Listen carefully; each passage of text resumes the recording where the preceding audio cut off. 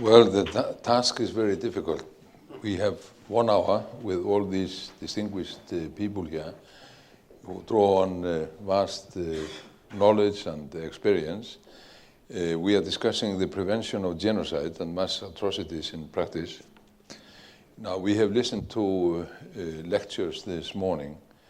We had the idea put forward, if it was possible, to democratize the structures, the institutions, like the United Nations, an idea I put forward in my lecture here today. And then we had this very informative and thought-provoking lecture of Dr. Mark Barwick, which I found very inspiring indeed, where he was discussing the importance to change what he called conflictual relationships and establishing a sustained dialogue.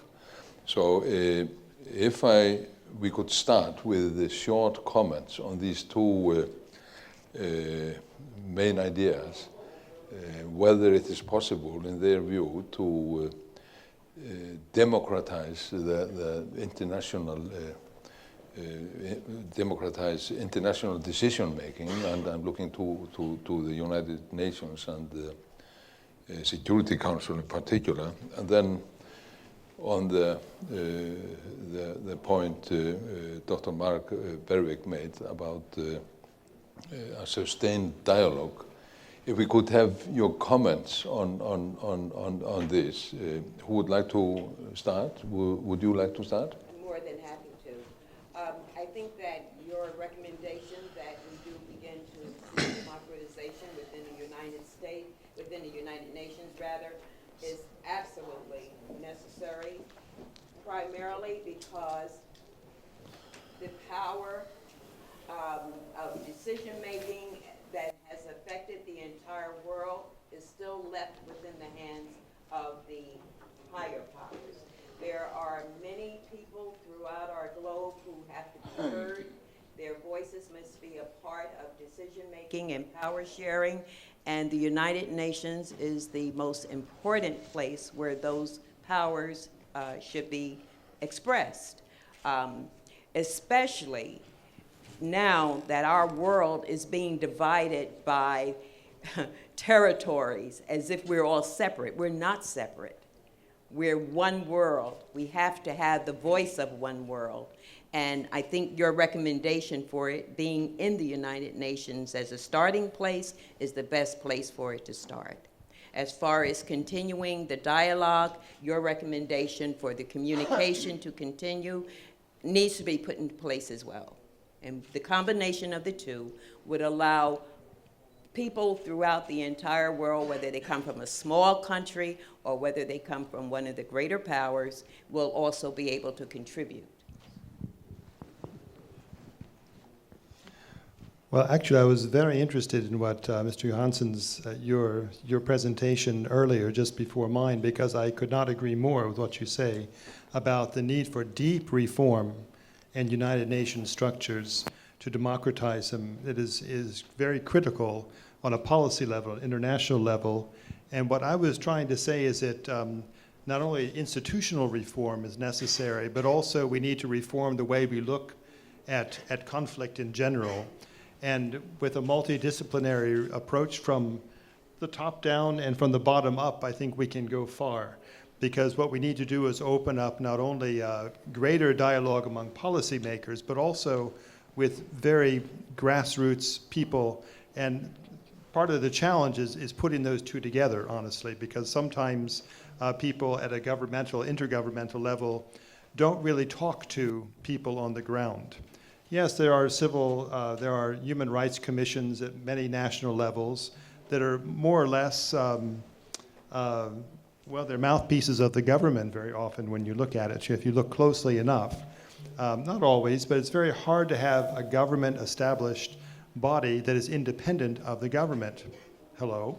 So really facilitating voices from the bottom as well as deep reform at the top is really what's needed. And at all levels, really, we need to look at a much more humane and human way of approaching human conflict. And part of that is institutional reform and working together to know each other's communities and to make our world a more humane place. Thank you very much. And we are going to hear the views of all the panelists shortly in a short statement. To hear from you, so prepare your questions. Yes. Well, thank you very much. I don't know now a short statement or just some words to this. Okay, both. Thank you very much. Well, I just coming back to joining you, the UN role and the possibilities of prevention of genocide, I think, or mass atrocities. One of the most important points is that also within the UN and in other organizations, people understand what is mass atrocities, what is prevention of mass atrocities, why we need that. And if we look at the situation of in the context of conflict prevention, for the last 2 decades, this whole idea has been taken forward and advanced within the UN. Right now, I think that the prevention of mass atrocities is an upward trend, and we have to strengthen this upward trend. The second point is that we have to be able to explain to the policymakers and to the decision makers as well that there is a difference between conflict prevention and prevention of genocide and mass atrocities. The objectives are completely different. So just an example, but taken from the dialogue. Genocide prevention or prevention of mass atrocities is also could be handled through dialogue or through mediation. But please, there is a different situation in the case of a conflict when the mediator tries to mediate between 2 equal partners. In the case of mass atrocities, the partners are not equal. One is the victim, the other is the perpetrator. So the situation should be handled through other means. My probably next point, and I don't want to make a longer statement, but it's also a trend that we have to further enhance in international context. That and people will have to be aware of the fact that the mass atrocities are not simple conflicts or results of conflicts. These are the most extreme human rights violations. And if a community could make an added value, then the human rights community could make an added value in this respect. Within that, the voice of people fighting against these most extreme human rights violations should be enhanced. And in that respect, it means that not only the security community, not only the human rights community should make a more enhanced cooperation, but we should also include the development community, which is working on long term to address the root causes. So this is also a task that if we want to really fight and prevent these most extreme human rights violations, then we have to try to make complementary efforts and of these 3 communities: security, development, and human rights community. In Europe, we try to do that. We try to facilitate the dialogue. We try to bring together these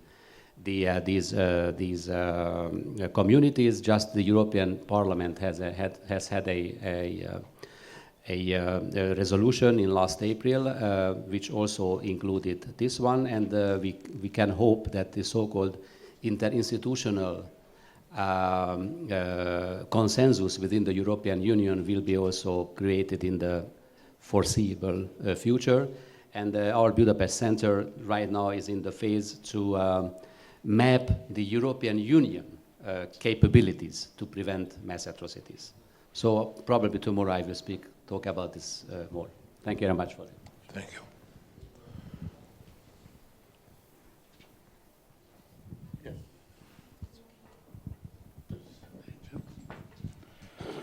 Well, thank you very much. Thank you for those important questions.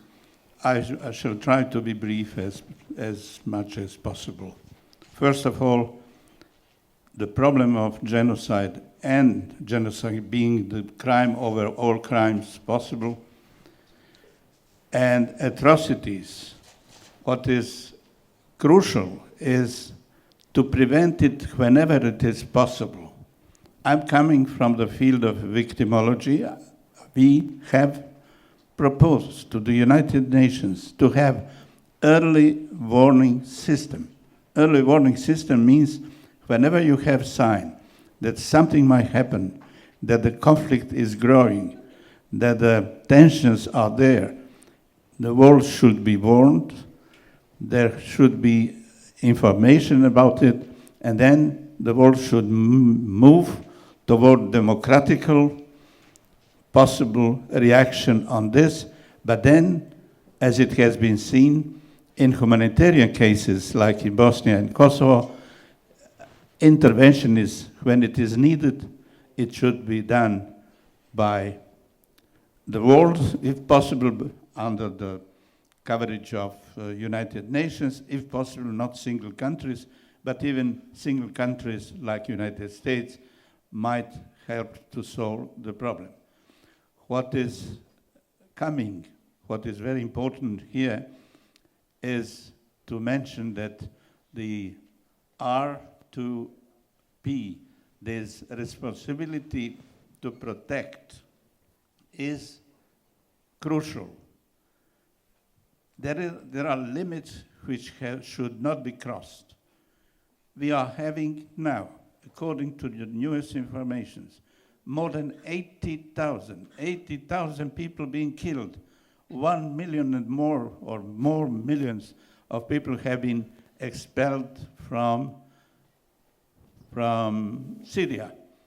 Shall we wait till 100,000, 150,000 people being killed?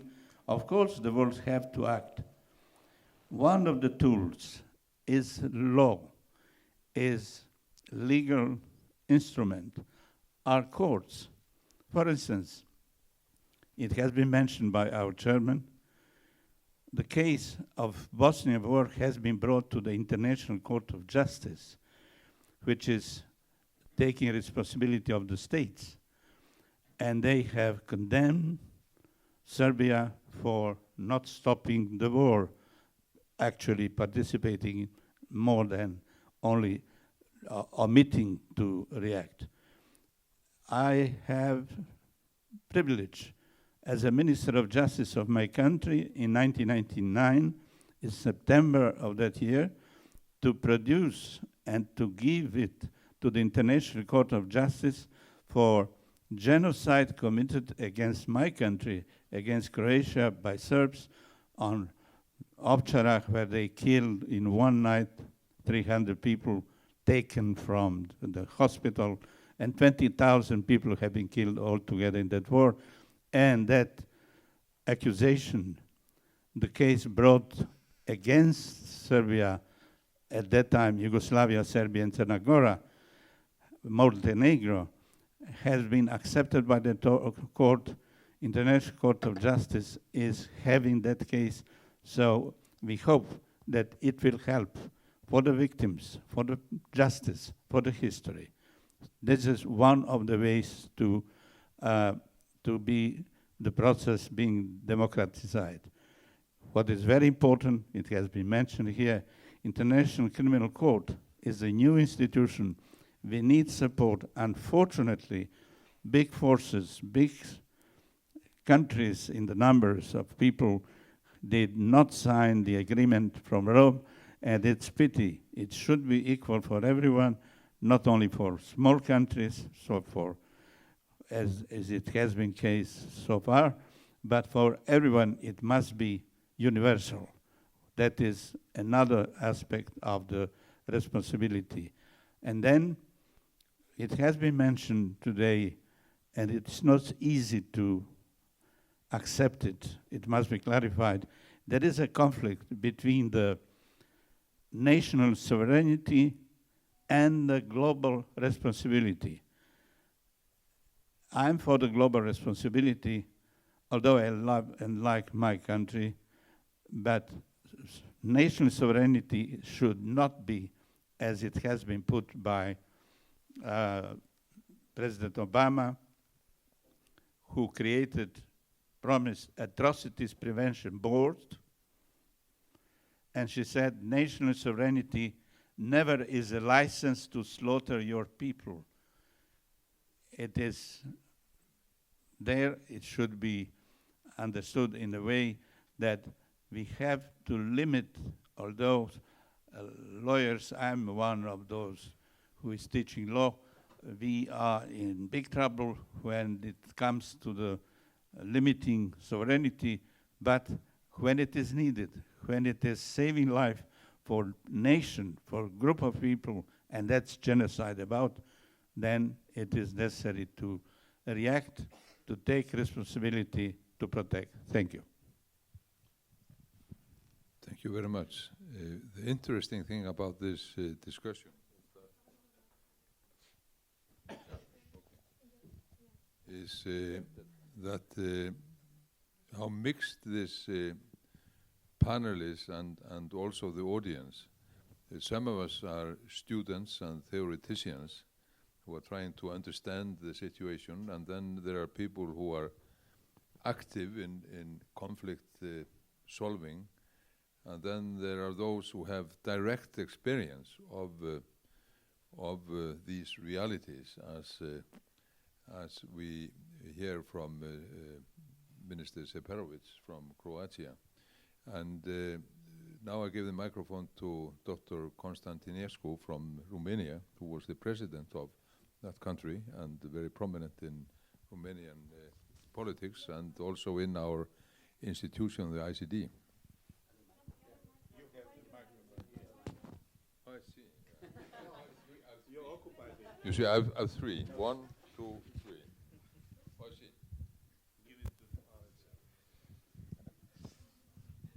Thank you, Chairman. We talk about cultural diplomacy, a tool for protection of human rights. 2 questions. Why is cultural diplomacy called to cooperate for the protection of human rights?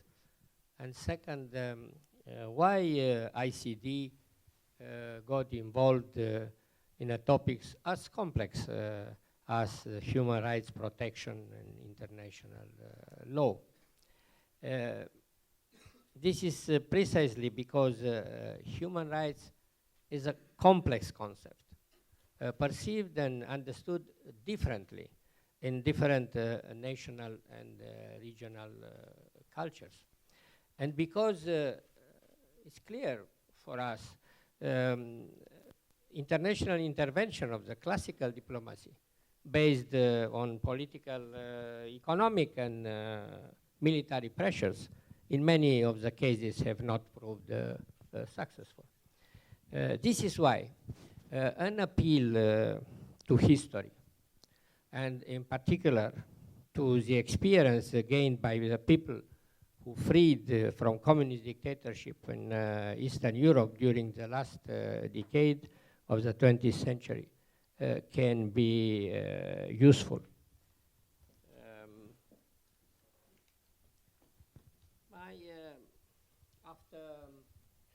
After 20 years after fall of communist regimes in southeastern Europe, how we can explain to those outside the democratic Western world the fact that it seeks to progressively free itself from the fascination of modernity, and that it looking for a spiritual alternative that does not exclude a dialogue with the traditional values. And how could to persuade the West that the pre-modern and post-totalitarian societies can pass directly in post-modernity without being confronted with the excess of the industrial age. We are facing a communication problem. And I believe this At this level, a better understanding of the human rights concept plays fundamental role. Now, the Berlin conference is a good opportunity. And our friend Separovic from Croatia and myself coming from Romania, we shared the same experience. And first, we can try to make a distinction between the human rights and its related concepts such democracy and the rule of law, upon which is focused the energy of civil society. From our experience, during the communist regime, we can understand the easiness with the totalitarian regimes may accept the rule of law principle. I could see how the free election slogans shouted in front of the tanks and guns belonging the communist repression system in Romania could be used for the seizure of power by the former communist nomenclature and the new oligarch. I did see how the shop window democracy could disguise itself into a real democracy. And you can see in many countries now. I did see how manipulating the public opinion through the oligarch-free media can be more effective in the market economy and democracy times than the communist propaganda spread by the official media of the totalitarian regime, in which no one believes anymore. I did see how the commanders and the authors of crimes against their own people could fend off criminal responsibility through prescription, because the agreements regarding genocide do not apply to their situation, and the general recognition of crimes against humanity is thus delayed. After all, can we actually give human rights a generally accepted definition? Thank you. If we talk about the UN and the prevention of mass atrocities in practice, I guess we should also look at peacekeeping.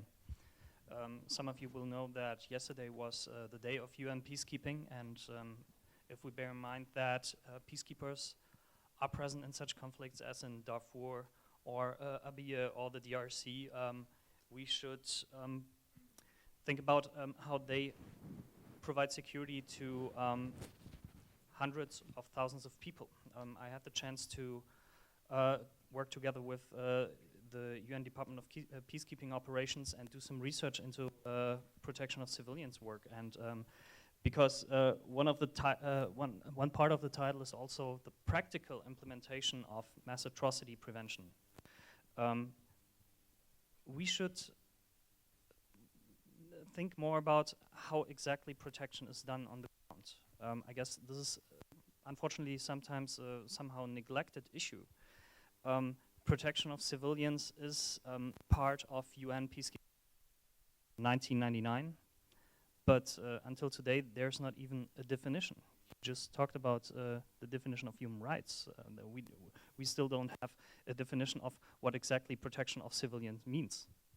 And there's no sort of benchmarking. UN peacekeeping until today cannot say if they are more successful in protecting civilians in such places as the DRC this year than they were the year before. So my point is that we also have to look at the very practical implications. And this is an important point.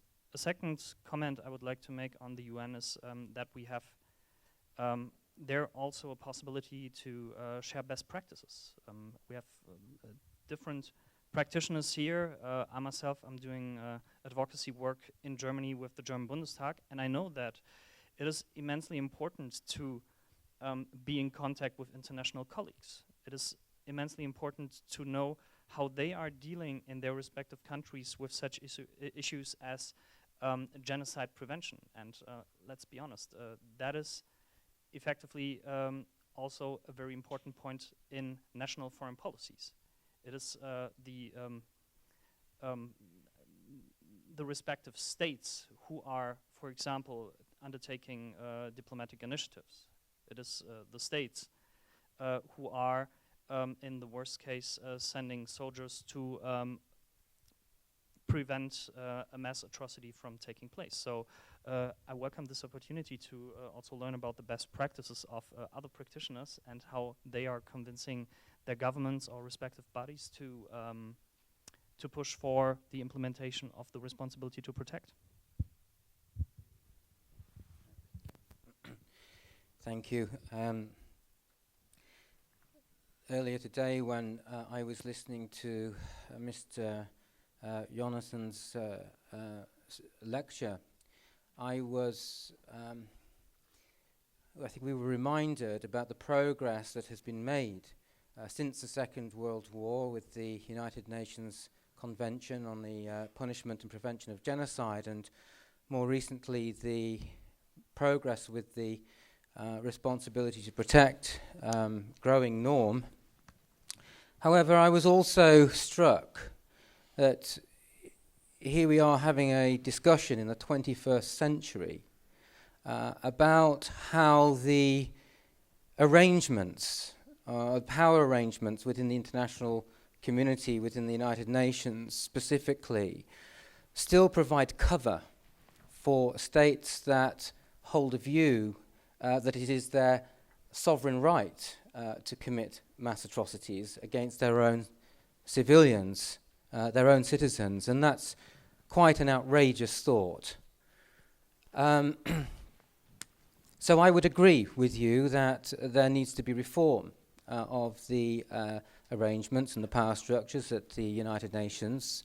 However, I think we probably all suspect that bringing those arrangements into the 21st century will probably take almost until the 22nd century. And in the meantime, there are many other things that we can focus on, whereas there may be major barriers to that kind of massive international reform. We could look more closely how regional power arrangements, regional organizations can be strengthened in their ability to protect citizens and civilians in times of crisis. We could examine more how states could be strengthened and how they should play a greater role in the protection of their own citizens, particularly upholding that first pillar of the responsibility to protect.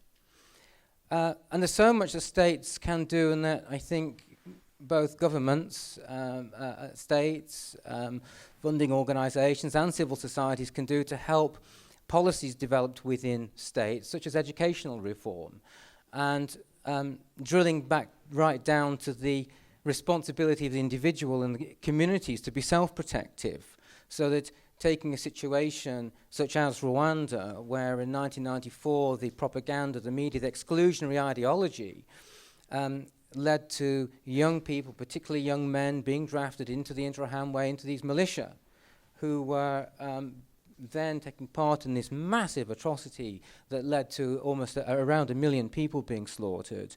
What can be done to protect such individuals from being drafted in, for being affected by those ideologies, perhaps through education? And later on, I will be speaking about one project that Aegis Trust is working with the government of Rwanda in developing an educational program, a national educational program that can try to address these ideologies and help to help communities become more self-protective. Final point that I will make is that at that state level, where there are all sorts of states' responsibilities and opportunities for a state to both protect its own citizens, have these, if you like, early, primary, preventative programs and policies, how are states accountable in terms of upholding their responsibilities and their duties?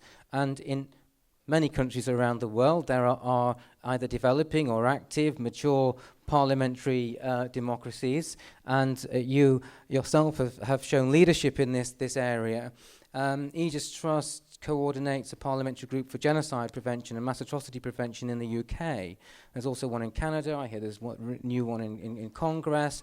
And what the Rwandan Parliament would like to do in the 20th commemoration is host a meeting for parliamentarians around the world, a global, to develop a global parliamentary network where best practice between parliaments can be shared in terms of how they can either develop new legislation or help to bring their own governments to account so that they can fulfill their obligations to help protect either their own citizens or those in the region or the international community. So that's just a thought about or a proposal of how we can use current institutions and help to strengthen current institutions that already exist, but to apply it for specifically not just conflict prevention, human rights, but that looking through that specific mass atrocity lens that Gyorgy mentioned.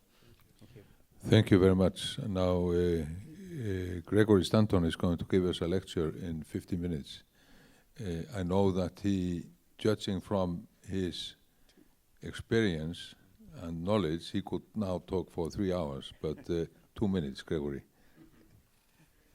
I just want to actually echo a lot of James's thoughts. I worked in the State Department, and especially on UN resolutions for some time. Before I resigned from the State Department when we voted against the International Criminal Court. I would simply say this about the United Nations. It's a fatally flawed institution. And it's fatally flawed because it still has the Perm 5 veto. So it is almost always paralyzed in stopping genocide. So I think that James is right, that we need to look to regional organizations. And I would add, and this is another thing that James is going to talk about in his talk, local organizations to prevent the forces that cause genocide. And so this actually is also related to the other talk that was given. The more I have studied genocide, now it's 30-some years, and I will say that I began that in an effort to begin to bring the Khmer Rouge to justice. It took us over 30 years, but we finally did it. Some people say, well, it's too late. I don't think it is too late in Cambodia because the people in Cambodia wanted to know why what had happened. And I think the same is true in Guatemala. Even if Rios Monte gets off, now, after this trial, the people in Guatemala know what his thugs did in Guatemala, and that is they committed genocide. So I do believe that accountability is vital, but I also think that prevention is vital, and I believe the best place to prevent is beginning right in the primary schools and the secondary schools of every country. And that is, of course, exactly what we're going to hear from James. So I'm going to end it there. I'd much rather hear actually from you and your questions. We are sitting here in a panel. You are there in the audience, but we are all together. We are having a discussion together. You can now have the word either for questions to everybody in the panel or to individuals in the panel, or you can simply make a comment, statements on your own, irrespective of answers. So I suggest that we go to the audience now for a few comments, questions, and then we come back because we have only 25 minutes left of this discussion. Have your comments, your questions, and then we take a round here at the panel and complete our hour. First question, comment.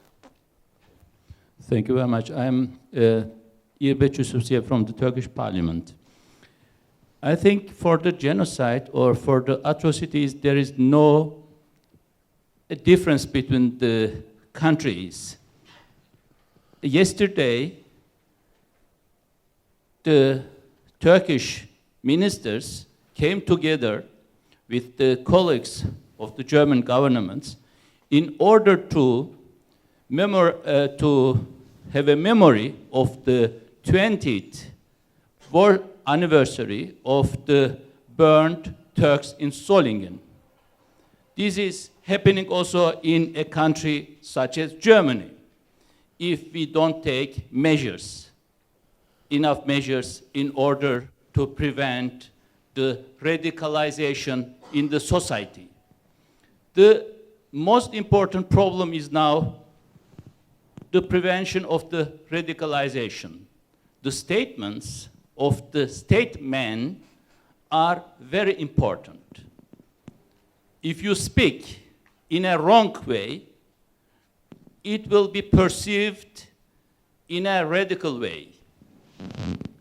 Example, all the countries can make mistakes, but we should be very careful by underlining the mistakes, not the whole society, and in order to ensure as a whole a cooperation. If not, we cannot prevent, we cannot ensure the cooperative way of limiting these atrocities. Thank you very much.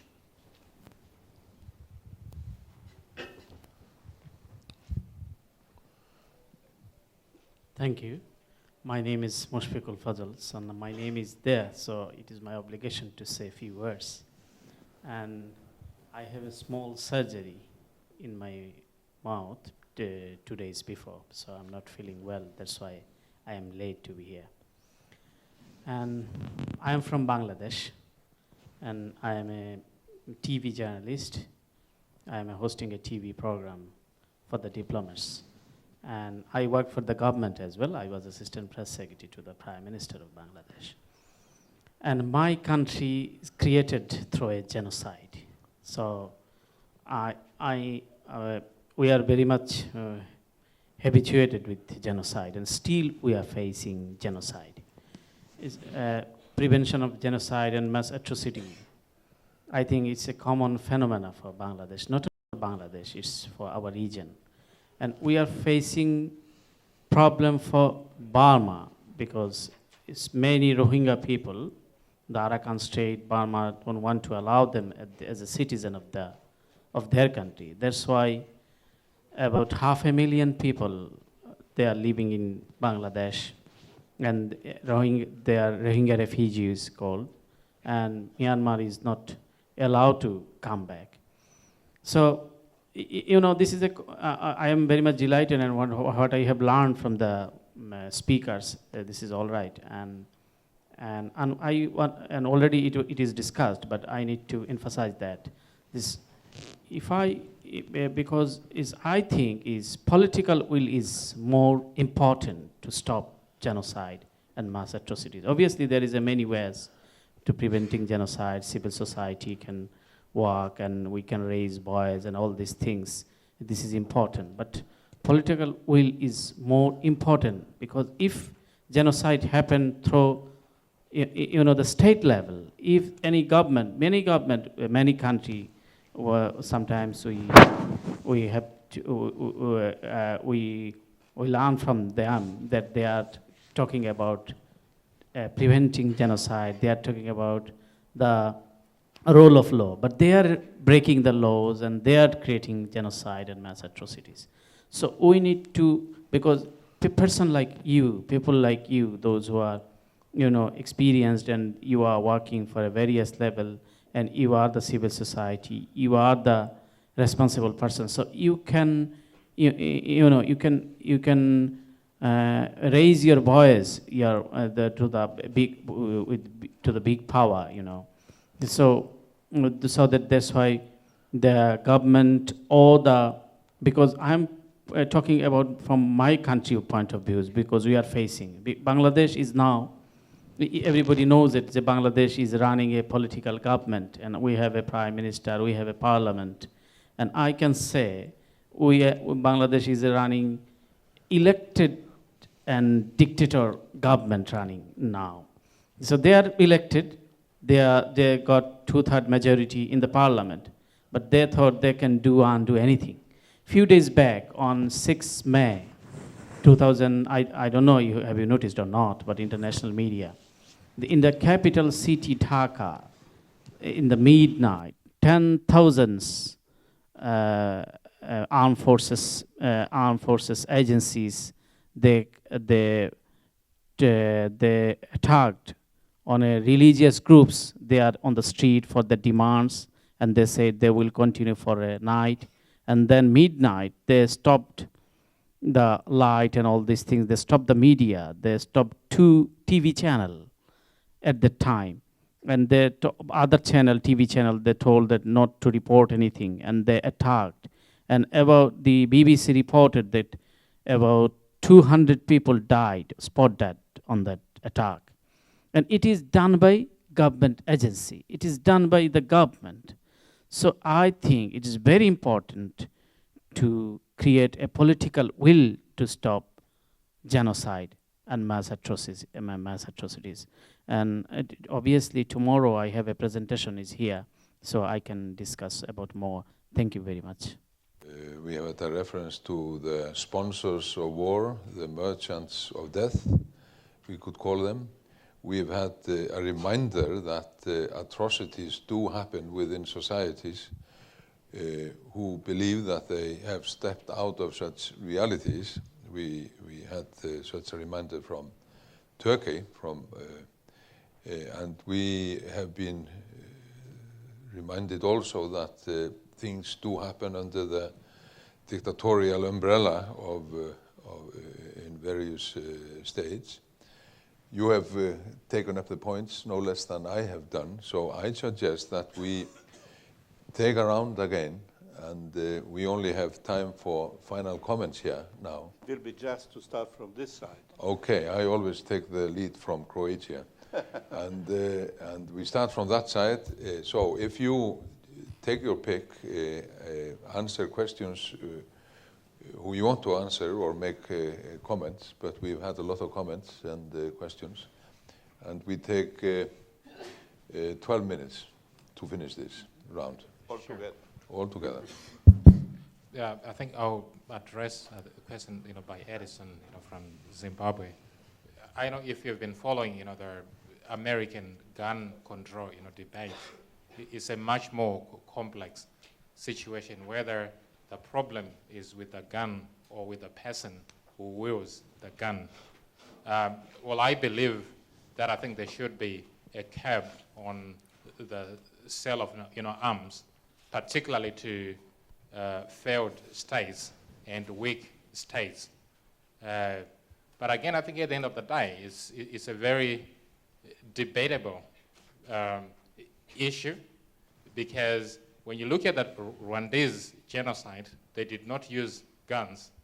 They used locally made weapons like machetes and all that. So I think there's need for balance. There's a lot of other factors that need to be addressed rather than the issue of weapons. But I certainly agree with you that I think particularly weapons of mass destruction, I am a follower of Obama on that issue, not only within America, but internationally as well. Thank you. I just want to take up this issue of the universality of the history of genocide. I agree completely. It was president of the International Association of Genocide Scholars, and the more you study genocide, the more you realize how far back in history it goes, which is basically all the way back to the beginning of human history. And I truly do agree with you that the genocide against the Native American population was clearly genocide. And in fact, one of the most shameful things about it is that our Congress has never apologized for it. Every time it comes up before Congress, it is kept from being brought to a vote. The same goes for the African-American slave trade. The Middle Passage was clearly genocidal. When you know that a third of the people that you have on your ship are going to die, that's genocide. And the same goes where you talked about the situation in Bangladesh, which is one of those genocides that almost nobody even knew was happening. 71, and 3 million people died. You know, it has been, unfortunately, a theme that has followed the human race like a specter through history. And it's time for us to get rid of this ghost, to get rid of this horror that has followed us. And I am convinced that the real solution is that we must finally see that there is only one race, the human race. And all of these divisions that we make up, all of these divisions that we classify ourselves into are secondary. And that fundamental move needs to be made, and that's why we can't do without the United Nations. The UN does have the possibility of reform. I mean, one of the things we campaigned for in Genocide Watch and in the International Campaign to End Genocide that James also is part of, and I think the Genocide Alert is part of, was for the creation of the UN Special Advisor for the Prevention of Genocide. And very wisely, Francis Deng decided, look, the job of that office wasn't to go around pointing, you know, hey, you're creating a genocide, you're committing a genocide. That was not the point of it. In fact, it's actually prohibited by the UN Security Council resolution. Instead, he said, our job is education. We should go around the world and try to teach national leaders how to prevent genocide in their own countries. And I think that is a very wise decision. I mean, I remember he was a professor at Yale Law School, where I also was a student. And I once went and asked Myers McDougall who his greatest student was. And he said Francis Deng. So I think that is, and Adama Dieng, who's now the special advisor, is equally brilliant. Thank you. Thank you. I'll just take the comment from Greece about if you had good conflict prevention, doesn't that prevent genocide and mass atrocities? In a lot of cases, yes, but not in all of cases. Genocide is associated with conflict. It often takes place under the cover of conflict, but it doesn't need conflict necessarily in order to take place. And I think the greatest example of where conflict prevention was failed and allowed genocide to take place was in Rwanda in 1994. It had the Arusha process, peace process, and indeed the President Habyarimana was flying back from Arusha, taking part in peace talks when his plane was shot down. And the shooting down the plane was not what caused the genocide. The genocide had been planned and prepared, arguably it had been emerging for decades because ideology of exclusion, but certainly in the preceding months, it had been planned to target and exterminate civilians. This is a matter of clear record. And so a focus on trying to bring the civil war to an end between the RPF and the Rwandan government at the time was a complete distraction from stopping genocide. And many hundreds of thousands of people lost their lives because of that focus on the conflict. And if you go into the archives to today and look back at how very seasoned photojournalists were labeling their own photographs, they were taking photographs of bodies across the roads, labeling them civilians caught in the crossfire of the civil war. Because of the conflict lens, nobody could see the wood for the trees, and very sadly we rehearse this so often how we need to prevent genocide, and the way to do this is to understand that there needs to be a mass atrocity lens to understand what the specific risk factors are for mass atrocities and genocide as opposed to conflict, and work out how we can develop strategies to specifically protect civilians and prevent the development of genocide, mass atrocities, whether it's taking place under the theatre of conflict or otherwise. Thank you. I absolutely agree with you, and would maybe add just another example. Take Germany. There was no armed conflict or conflict between the Jews and the Germans, and nevertheless there was a genocide. So we should be very careful in distinguishing these two different dimensions of prevention. overall, I guess it is an important shift because we talked about the definition of genocide, that we are increasingly talking about mass atrocities. I think this is not a bad thing, this is a good thing, because if we take a look at the discussions, for example, in the United States about Darfur, and also on an international scale, and how the debate about whether it is a genocide or just crimes against humanity has stalled international action and paralyzed a momentum, that is really awful. So I think that it is, for at least for the practitioners, better to talk of mass atrocities and let the legal experts and courts decide whether it was genocide or crimes against humanity. And I think we should bear that in mind if we talk about genocide. It is the problem is it is very clearly defined as a legal term, and it doesn't correspond always to what we associate with what we feel might look like or look like genocide. Thank you.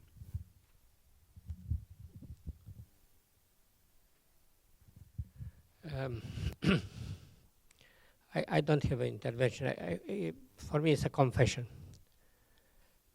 It's very difficult for me to assist, to talk about genocide and don't talk about classicide, the victims of communist regimes. I respect all the victims of genocide. I support all the measures to punish. But what happened with the criminal, communist criminal?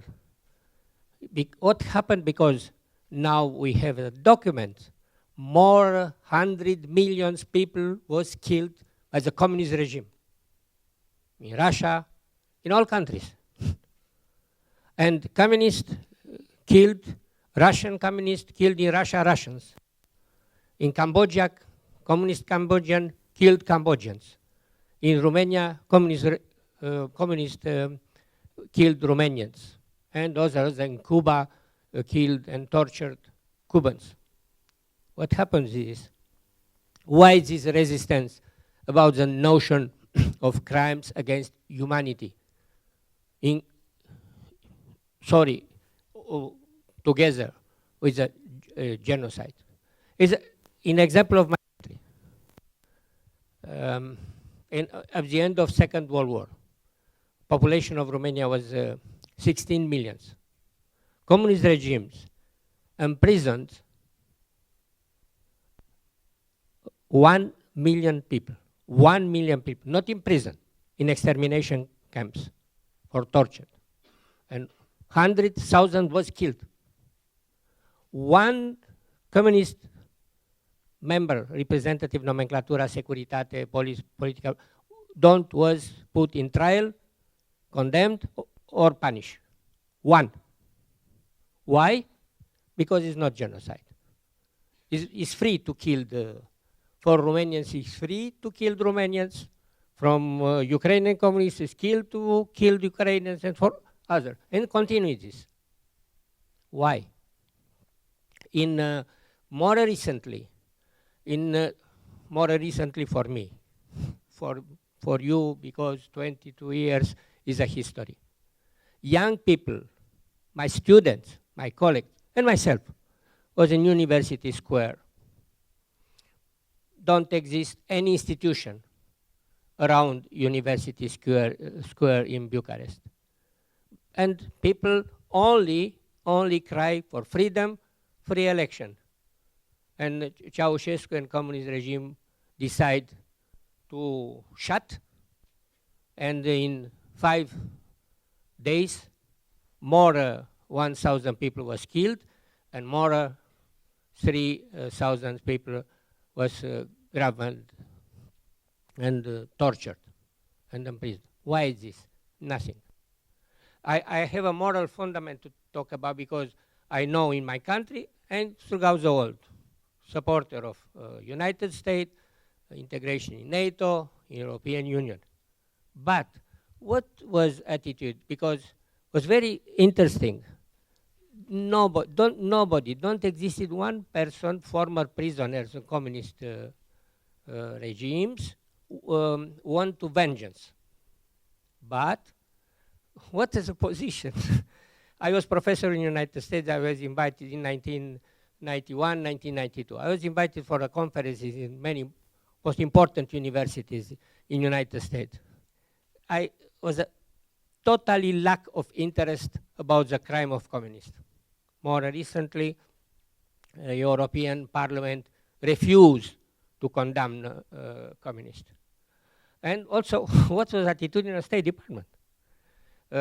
We represented the movement against communists, students, professors, and in our contact, including with the Chief of State Department in 1901, only interest of United States was stability. Stability. What represented stability? Don't touch former communists, don't touch leaders, don't touch former criminal securitate, don't touch. In the name of stability. We respect it.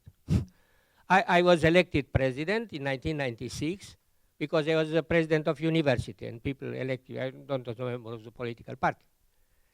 Sure, was very interested for Western, from United States to have a president intellectual, anti-communist. But in electoral campaign, the American teams paid by new oligarchs work against me. I was supported only for former president, member of Politburo of Communist Party, president between 1990 and 1996. This is why, because I talk now about, because I'm not politician, I'm a scientist. And for a scientist, a single is important, the truth, and especially the truth for new generation. And the lesson is, you are responsible for freedom, you are responsible for freedom of country, for democracy. Thank you very much. That was a very powerful comment or little speech. I, for one, have all my life been anti-NATO. I'm a skeptic of European integration, but I am a supporter of President Constantinescu, and I agree with what you are saying. Thank you very much. When you have genocide or mass atrocities, to have it, you have and you need at least three things. One, the perpetrator. Two, the victim. And three, the idea to kill, the intention, intent. And what is the most important and most dangerous are actually the ideas. Someone mentioned radicalism and how to get rid of it. By genocide, since it consists of killing other people, group, ethnic or religious or political or others, as a group, even if you kill one with that intent, is a genocide. But we are in Germany now. 50 years ago and more, there have been system of racism, nationalism, Übermensch, the super human being, and those have been ideas. And they ended in Dachau and Auschwitz by killing other people. So what was killing are bad guys ready to kill or under command, and the ideas of nazism, of superiority of the nation, is the matter which kills in a way. That is what is important to stress here. And then there are radical people ready to commit such a crime. Gregory, Professor Stanton have a association, Genocide Watch, which is very important. And it is about to follow what is taking place.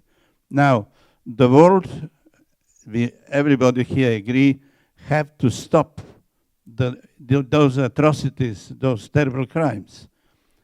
I'm very proud to be part of the Institute of Cultural Diplomacy, which started the idea first to discuss the problem of genocide, including and putting it in the context of human rights, and then to act toward the United Nations to correct, to improve the Convention on Prevention of Crime of Genocide. And I'm very sorry that my good friend, our good member, Janez Janša, is not with us. He is the chair of the commission to provide this action, to organize, to present, to develop the idea of better convention on terrible crime of genocide. So I'm grateful to Mark, Donfried, and other people from the Institute.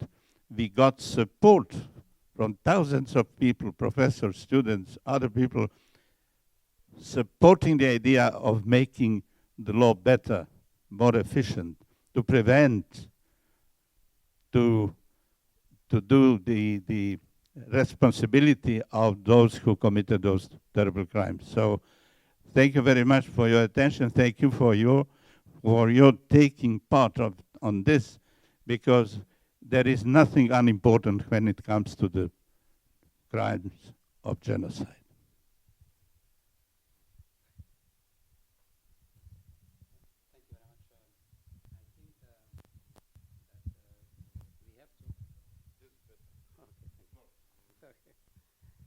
I think we have to be aware of the fact that the political will to prevent genocide exists 50 years, and still genocide happens.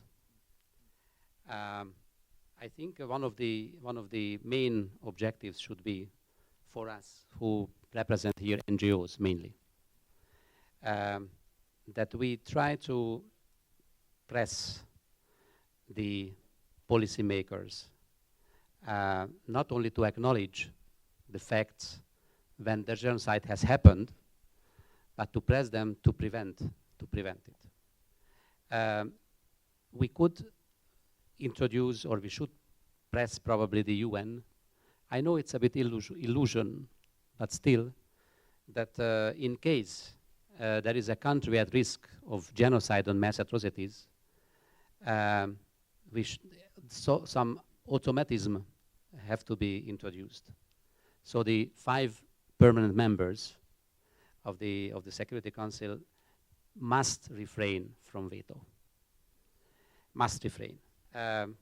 So the civil society should jointly apply for that.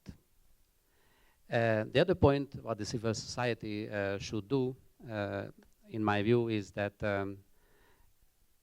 we have to help those nations who are at risk of mass atrocities, to build up the capacities there, to explain to the people there that there are ways and methods how to prevent genocide, how to create the necessary mechanisms which will be automatically entered into force, and then the worst crimes could be prevented.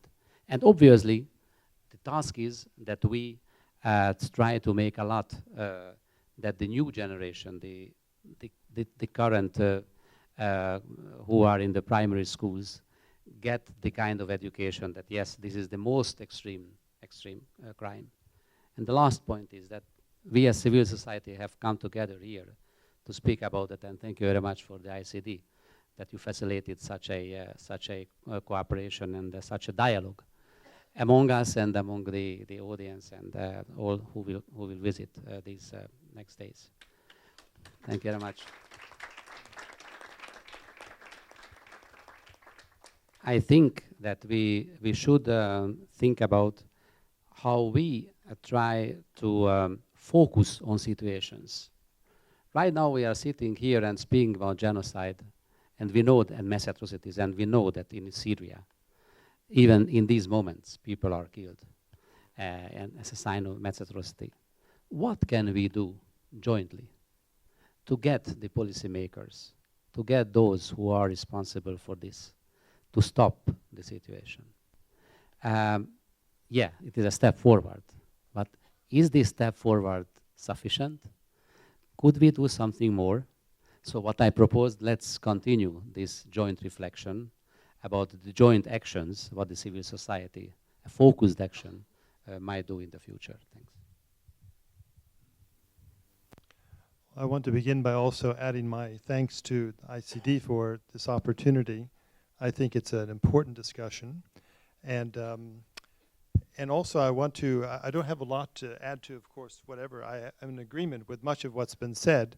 I think it's important for us to unpack some of the terms that we use. And even when we speak of civil society, international community, it's hard to put your arms around that sometimes to know what we're talking about.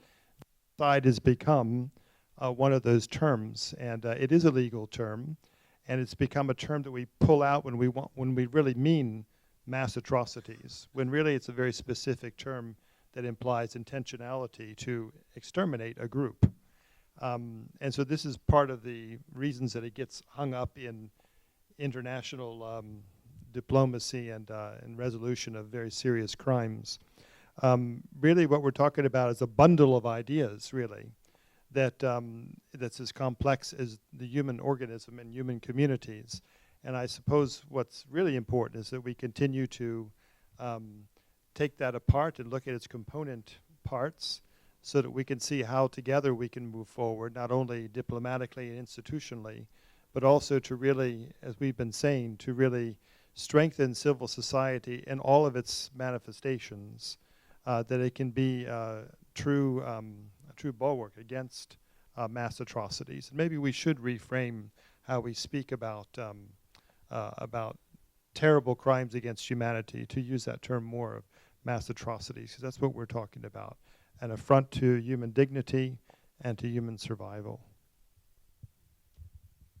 Thank you. I'd like to add my voice to thank the ICD as well for this opportunity. For the most part, we would not have been together if it had not been for your invitations, and I think everyone in this room is grateful for that.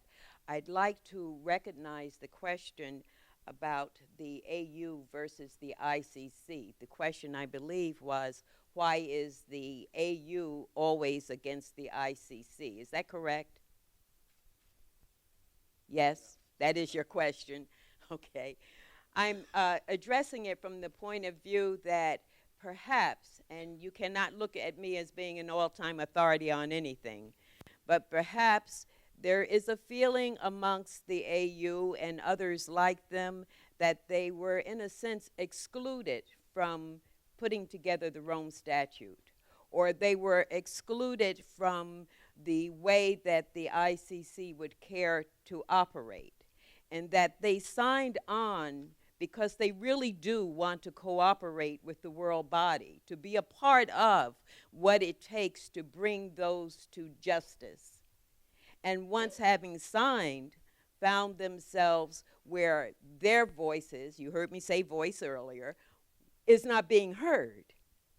It's still the case of colonialism in a large sense of the word, and that's not a good word for us to use these days, but they might have the sense of someone's foot still being on their throat, and ignoring the traditional ways of bringing justice to the people of their own communities.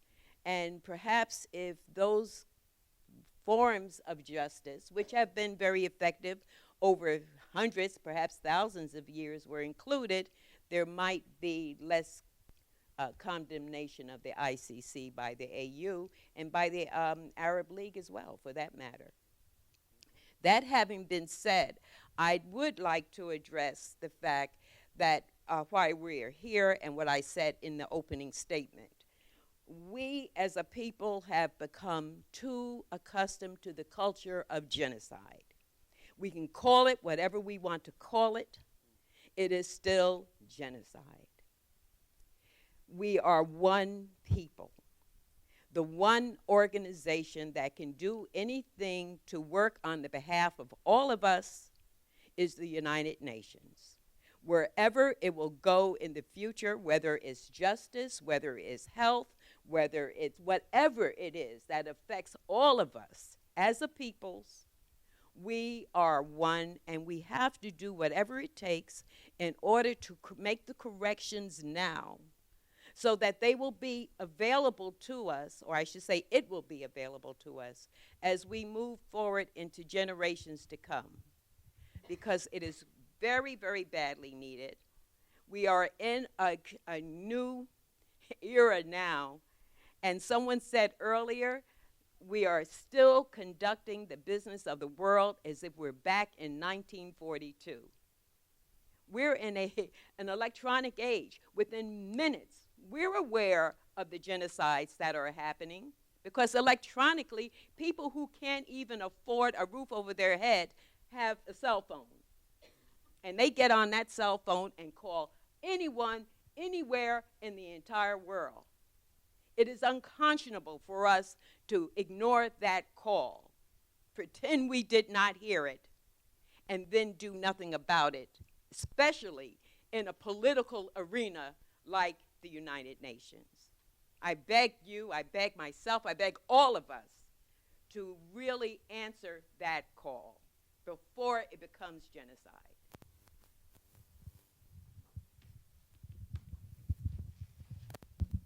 Well, I think we all must agree that in the course of the last 75 minutes, a lot of very meaningful and thought have been said here in the panel and on behalf of the audience. Now, I overstepped the time limit in my lecture today, but as moderator, I think I stand up to expectations. Don't you think, Mark? So it's 19 minutes past 4. We take a break till 4:30. Thank you very much. Thank you.